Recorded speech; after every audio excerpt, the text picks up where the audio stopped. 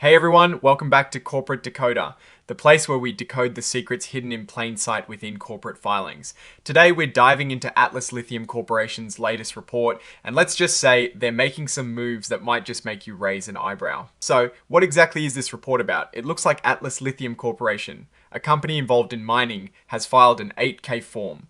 Think of an 8K as a big announcement, like a company is getting married or divorced. Something significant just happened that investors need to know about right away. And for Atlas Lithium, the news is about raising some serious cash. The big deal here is a securities purchase agreement. Basically, the company decided to sell a chunk of its stock to some buyers. They're planning to issue and sell 2.5 million shares of their common stock. Now, a key detail is the price they're selling it at, which is $4 per S-share. So that's a $10 million deal in total if everything goes according to plan. This offering is being done through a registered direct offering, which means they've already got the paperwork to sell these shares publicly. They've been working on this for a while. This particular offering is being done under a registration statement that was filed way back in August and got approved in early September. Then they filed a prospectus supplement on the 5th of December, which is when this agreement was made. And it was officially filed with the Securities and Exchange Commission, or SEC. A few days later, this is a standard way for companies to sell more stock after they've already gone public. To help make this sale happen, they brought in a placement agent. In this case, it was AGP or Alliance Global Partners. Think of them as the matchmaker, connecting the company with the buyers and helping put the deal together. The agreement they signed outlines all the promises and responsibilities between Atlas Lithium and these buyers, and also includes things like indemnification, meaning who covers the costs if something goes wrong legally. And here is a bit of a restriction for the company itself. As part of this deal, Atlas Lithium has agreed not to sell any more shares of its common stock, or anything that can be turned into common stock, for a period of 30 days after the deal officially closes, unless the placement agent gives them the green light. This is pretty common to prevent the market from being flooded with shares and potentially driving the price down too quickly after the offering. It's not just the company that's restricted. The company's directors and top executives have also signed what's called a lockup agreement. This means they also can't sell their shares for a longer period, generally 90 days after the deal closes, again unless they get permission. This is to show confidence in the company and prevent insider selling from spooking investors right after a new stock issuance. So let's talk about the money. The total amount raised before any fees or expenses was $10 million. The company plans to use this money for general corporate purposes. This includes developing and selling their lithium concentrate product, covering their day-to-day administrative costs, and for general working capital and capital expenditures.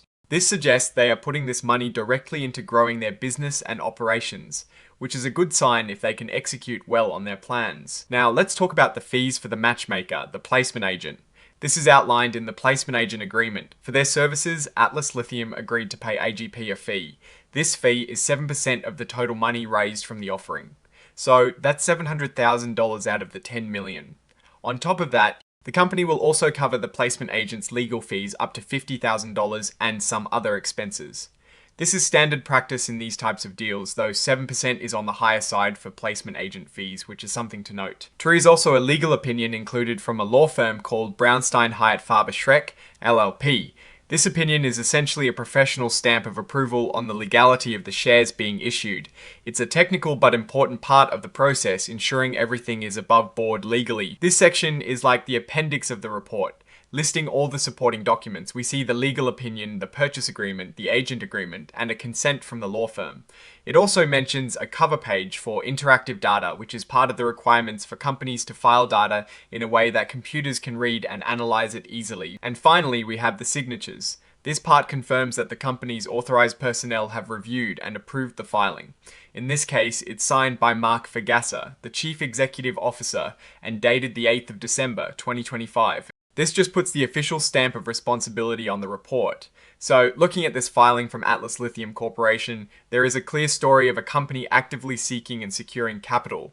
They've successfully raised $10 million by selling new shares of their stock. The 7% placement agent fee is a bit on the higher side, but still within the realm of typical offerings. The funds are earmarked for crucial business development, especially in their lithium concentrate product.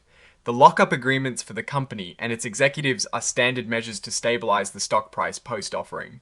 The main takeaway here is that Atlas Lithium is prioritizing growth and development, and they're willing to dilute existing shareholders slightly to fund those ambitions.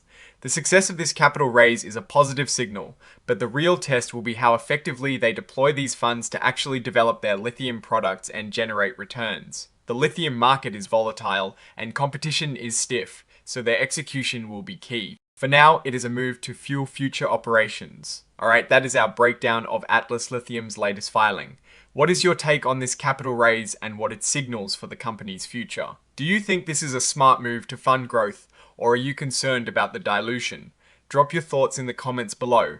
If this analysis was valuable, hitting that like button really helps us out, and subscribe for more deep dives into corporate filings. Don't forget to check out our Discord community linked in the description below for more discussions and insights. Thanks for watching, and we'll see you next time on Corporate Decoder.